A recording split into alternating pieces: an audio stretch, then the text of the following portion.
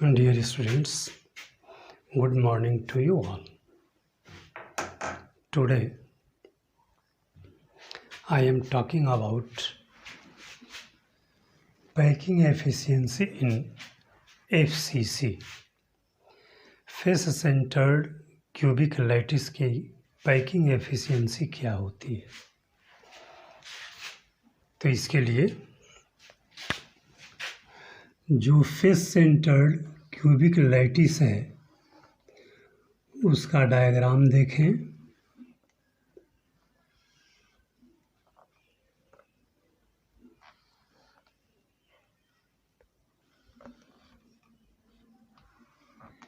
यह जो है एक फेस सेंटर्ड क्यूबिक लैटिस का सिंपल डायग्राम है, जिसमें यह ए है, यह बी है, यह सी है और ए से सी को मिलाया गया। जितने भी इसके कॉर्नर्स हैं, हर कॉर्नर पर एक एक एटम एडजस्टेड हैं और इसके साथ ही साथ जब प्रत्येक फेस पर भी एटम एडजस्ट हो जाएं, प्रत्येक फेस के मिडिल में, तो उसको फेस सेंटर्ड कहेंगे। ये दो फेस हो गए, फिर ये दोनों फेस हो गए, अब ये दोनों फेस हो गए। A type of unit cell in which atoms or molecules or ions adjusted at the corner of the unit cell as well as in middle of the each faces. Such type of unit cell is known as face centered lattice unit. यह जो structure diagram देख रहे हैं आप, face centred lattice का यह एक diagram है। अब इसके अंतर्गत इसके जो साइड्स हैं उसको ए कंसीडर कर लिया गया। Let the side of the unit cell be A. Unit cell का साइड जो है ए है और ये ए से सी तक यह जो डायग्राम देख रहे हैं, ए से लेकर के सी तक ये स्ट्रक्चर, ये एक्चुअली इस तरीके से एडजस्टेड होगा। यह सी हो गया। यानी अब थोड़ा इसकी डिटेल में चलते हैं। तो सबसे पहले let the side of the unit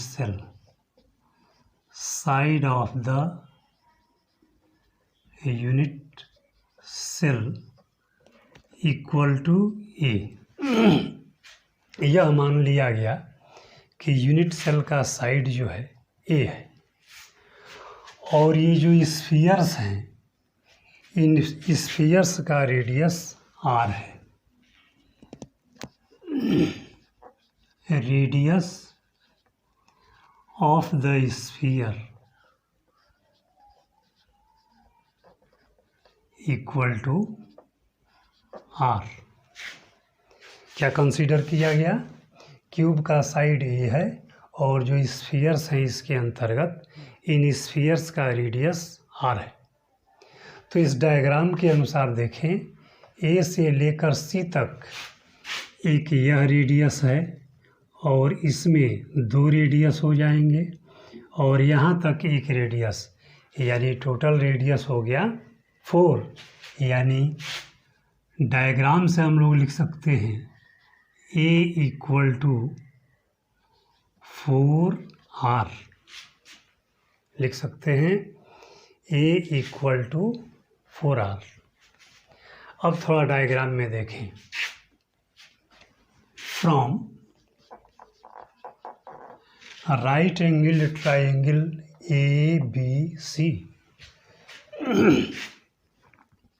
from right angled triangle ABC, इस ट्राइंगल से लिख सकते हैं हम लोग AC equal to under root AB square plus BC square. इस डायग्राम के हिसाब से AC square equal to AB square plus BC square. AB और BC जो है साइड हैं क्यूब के, जिनकी वैल्यू A माने हुए हैं, यानी AC equal to A square plus A square equal to root 2 A square equal to A root 2। यह AC की वैल्यू आ गई। फ्रॉम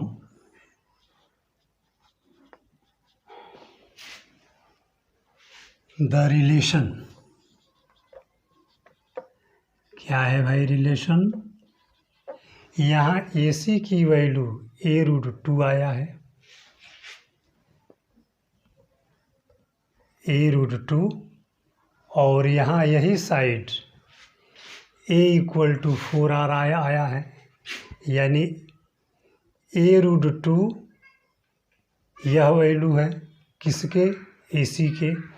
यहाँ AC इक्वल टू यानी A 4R, तो A इक्वल टू 4R जो है हम लोग वैल्यू इसमें प्लेस कर सकते हैं, A इक्वल टू 4R। तो यहाँ से देखिए AC के बराबर यह भी है, यानी A under root 2 equal to 4R value मिला। ये दोनों बराबर है, AC इक्वल टू यह लिख सकते हैं, AC इक्वल टू यह है, अर्थात AC equal to A root 2 यहाँ है, AC इक्वल टू 4R यहाँ से, यानी A root 2 equal to 4R।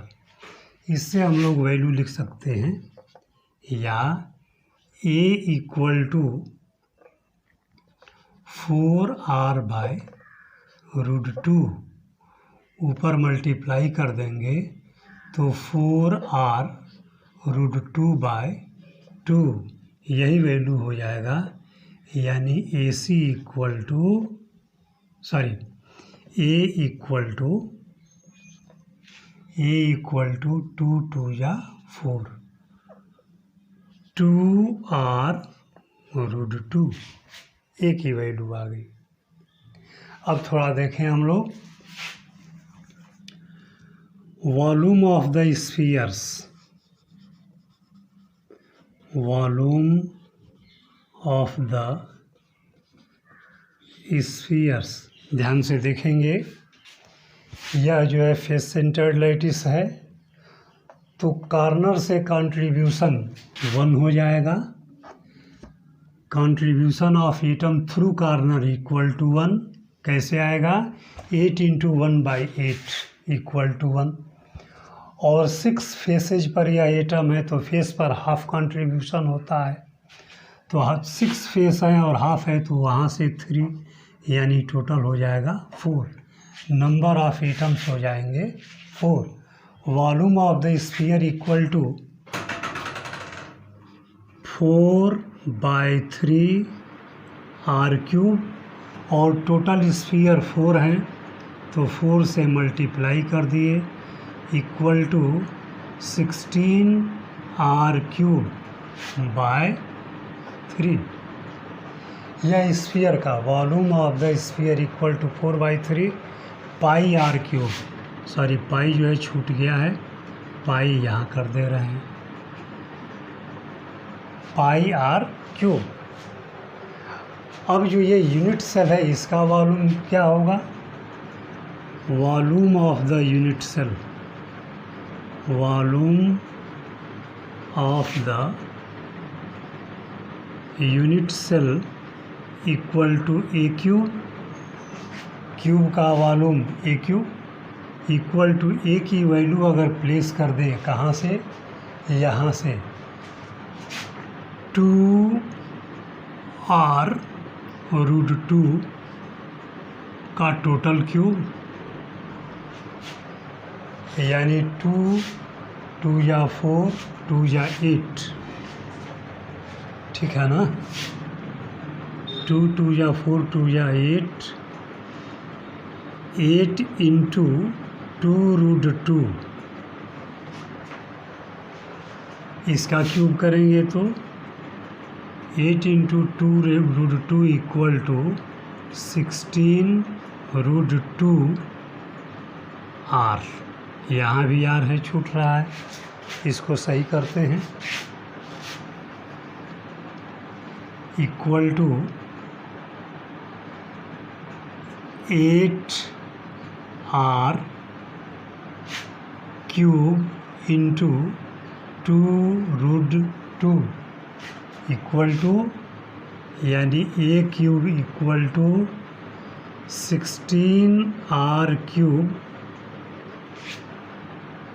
Into root 2।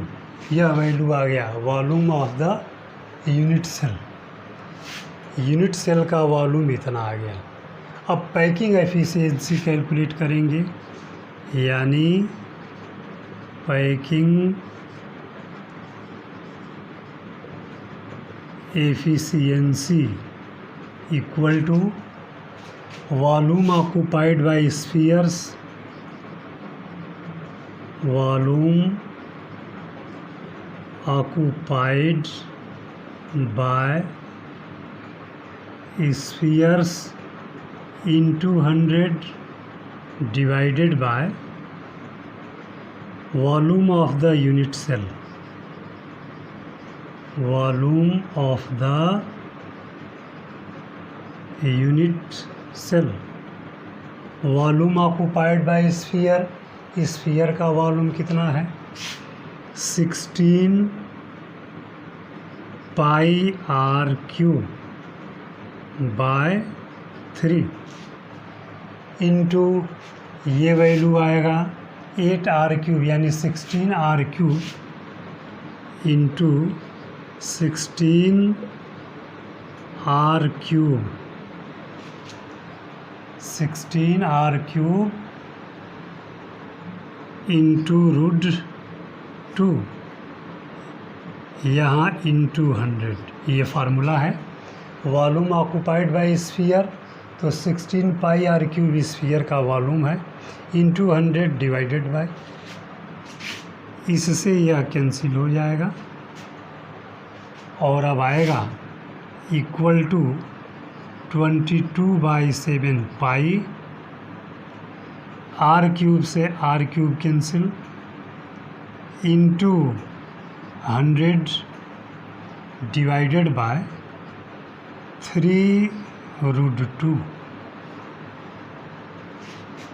इसको जब डिवाइड करेंगे तो ये वैल्यू आएगा 72%। इसका मतलब कि फेस सेंटर्ड यूनिट सेल के अंतर्गत 72% वॉल्यूम जो है स्फीयर के द्वारा ऑक्युपाइड होता है और रिमेनिंग 28% जो है वैकेंट होता है। इसको फिर से देखिए एक बार। ये यूनिट सेल आपको दिया गया है, यह फेस सेंटर्ड यूनिट सेल है। कैसे पहचानेंगे कि फेस सेंटर्ड है? तो फेस सेंटर्ड यूनिट सेल में एटम्स कॉर्नर पर तो एडजस्टेड होंगे ही होंगे, इसके साथ ही साथ प्रत्येक फेस के बीच में भी एटम एडजस्टेड होंगे। तो जब एटम का अरेंजमेंट कॉर्नर पर भी हो और कॉर्नर के साथ ही साथ प्रत्येक फेस के मध्य में भी एटम एडजस्टेड हों, तो ऐसे यूनिट सेल को कहते हैं face centred unit cell. Face centred unit cell, a type of unit cell in which Atoms are adjusted at the corner of the unit cell as well as in middle of the each faces. Such type of unit cell is known as face-centered unit cell. अब हम consider कर रहे हैं कि यह जो unit cell है इसका साइड ए है. Let the side of the unit cell equal to A. और ये जो स्फीयर्स हैं इन स्फीयर्स का रेडियस जो है आर है. ऐसे परिस्थिति में right angle triangle A B C से ए सी क्या होगा, डायगोनल होगा. और डायगोनल होगा तो A C equal to under A B square plus B C square. ये साइड है सब और साइड है तो इनकी value A square plus A square आएगा ए रूट 2. अब ये जो रिलेशन है इससे पूरा ए की वैल्यू 4r. कैसे 4r? इस स्फीयर में हाफ रेडियस है, इसमें 2 रेडियस है, इसमें 1 रेडियस है. इसके अंतर्गत टोटल रेडियस की क्वांटिटी 4 है यानी a इक्वल टू 4r. यहाँ a इक्वल टू 4r है और यहाँ a equal to 2r root 2 है यानी 2r रूट 2 और ये 4r आपस में क्या होंगे, बराबर होंगे. बराबर होंगे तो उससे a की वैल्यू हम लोग पा गए 2r रूट 2. a की वैल्यू आ गई. अब वॉल्यूम ऑफ स्फीयर, तो स्फीयर का वॉल्यूम होता है 4/3 पाई आर क्यूब और स्फीयर की क्वांटिटी इसमें 4 है तो 4 से मल्टीप्लाई कर दिया गया. सॉल्व करेंगे तो ये आएगा. फिर volume of the unit cell, unit cell का वॉल्यूम ए क्यूब होगा. ए की वैल्यू प्लेस कर दिए, जो आया उसको 16r क्यूब रूट 2 या इसकी वैल्यू हो गई. Now packing efficiency equal to volume occupied by spheres into 100 divided by volume of the unit cell. Value place करेंगे, कैलकुलेट करेंगे, आएगा 72%. इसका मतलब है कि फेस सेंटर्ड यूनिट सेल के अंतर्गत एटम के द्वारा ऑक्युपाइड स्पेस 72% होता है और रिमेनिंग 28% जो है वैकेंट रहता है. यह पैकिंग एफिशिएंसी हुई फेस सेंटर्ड यूनिट सेल की. इस तरीके से हम लोग कंक्लूज़न पर आए कि 3 तरह के यूनिट सेल, टोटल 4 तरह के, simple, face centred, body centred, end centred. जिसमें बॉडी सेंटर्ड और इंड सेंटर्ड में नंबर ऑफ एटम्स 2 ही होते हैं तो उन दोनों की पैकिंग एफिशिएंसी जो है सेम आएगी. ऐसे परिस्थिति में सिंपल यूनिट सेल का पैकिंग एफिशिएंसी 52.4%, बॉडी सेंटर्ड या इंड सेंटर्ड का 68% और फेस सेंटर्ड का 72% पैकिंग एफिशिएंसी होता है. अब इसमें कोई डाउट डिफ़िकल्टी हो तो आप क्वेश्चन करने के लिए स्वतंत्र हैं. Thank you.